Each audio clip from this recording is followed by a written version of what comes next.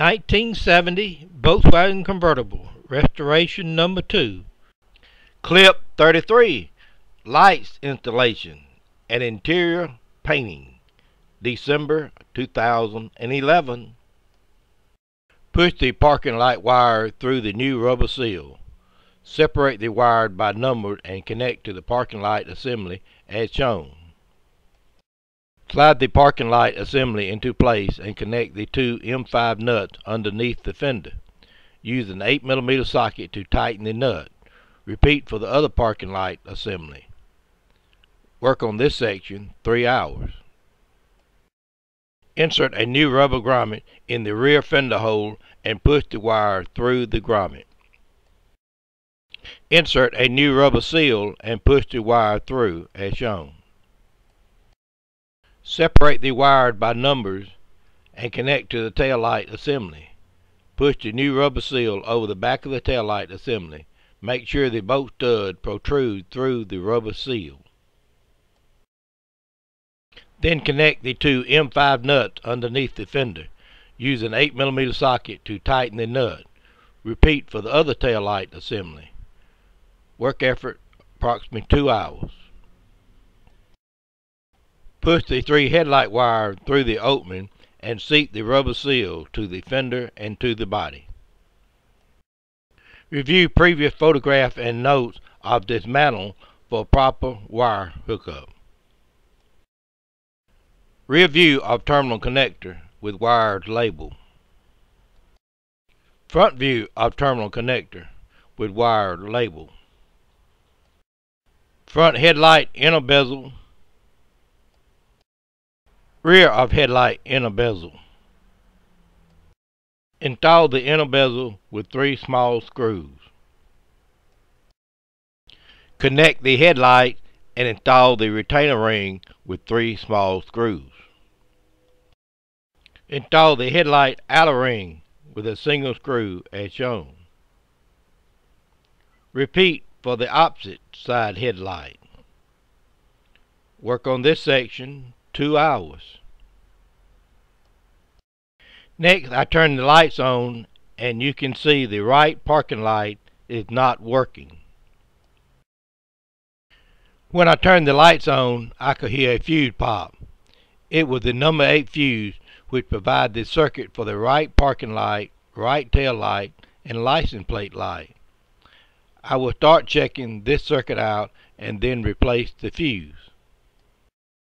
Basically, the number 8 circuit is in 2 parts, the right parking light and the right rear light, along with the tag light.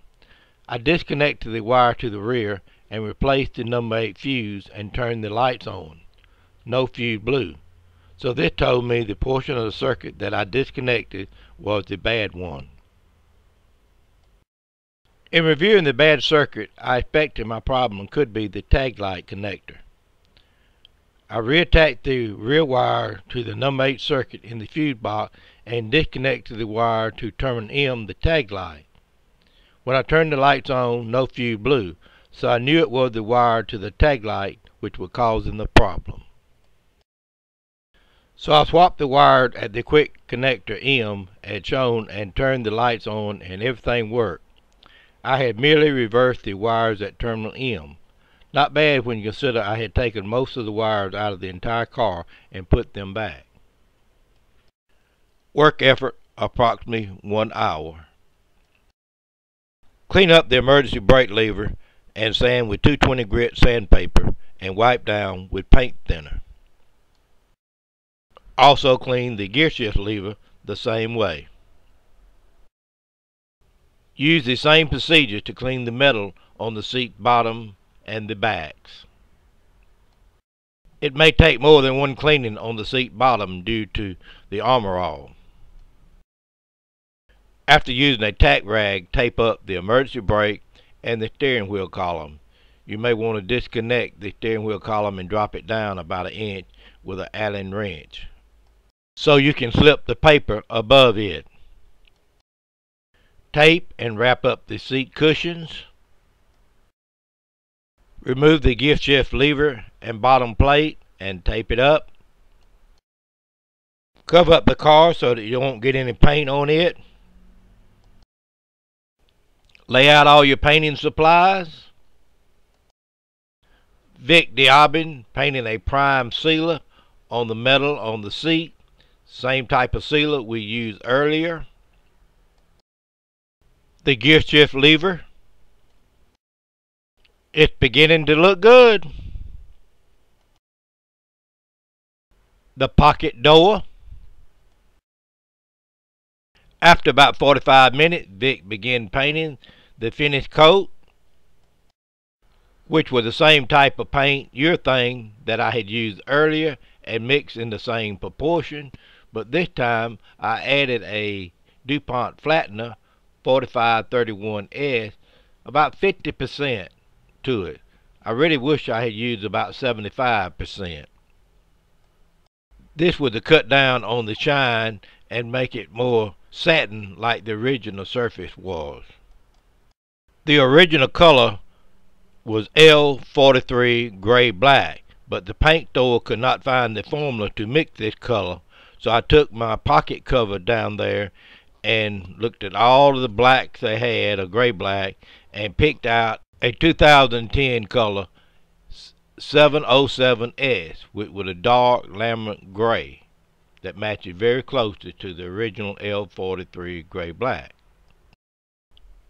Vic painting the finished coats on the seat back, seat bottom, the seat's fender skirt, steering column, pocket, emergency brake lever, and the bolt to the gear shift lever. The prep time and painting effort, approximately 4 hours. The gear shift lever back in place, along with the steering column put back in place. Everything looked good. Vic done it again. Work effort for installation, approximately 1 hour. Clean up the accessory gauge wire conduit and pull out the speaker wires and replace them.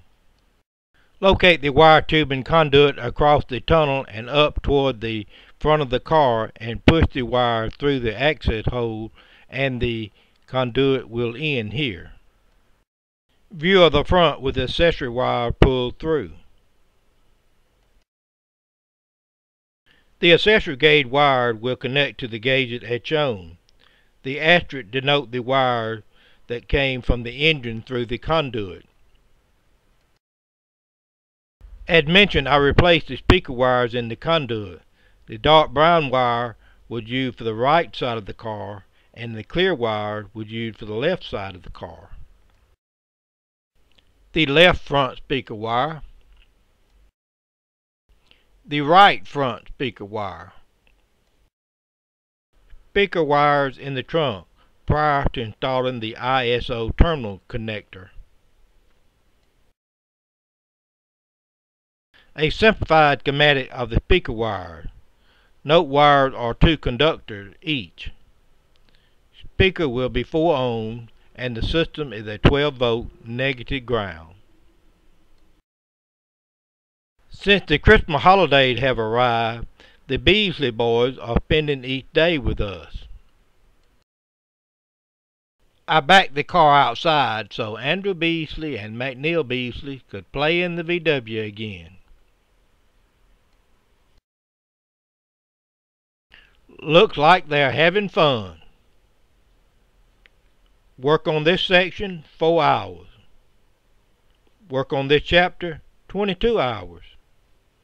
Total hour to date 528.